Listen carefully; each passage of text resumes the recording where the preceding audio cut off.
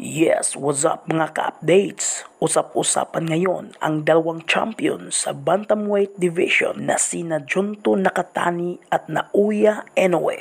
Katatapos lang ng laban ni Nakatani at Santiago. Sunaagaw ni Nakatani ang WBC belt ni Santiago via knockout sa round 6. So ang dalawang Japanese boxers na ito na sina Naoya Inoue at Junto Nakatani ay kaparehong champion sa 180 division. So may tsansa na sila ay maglalaban sa bantamweight unification. So kaabang-abang ang labanang ito mga ka-updates. Sa kabilang dako naman mga ka-updates ay natsambahan lang daw ang pagkapanalo ni Takuma Inoue laban kay Jerwin Ancajas. Dahil itong si Takuma Inoue ay hindi naman talaga knockout artist. Talaga daw nakatsamba lang ito.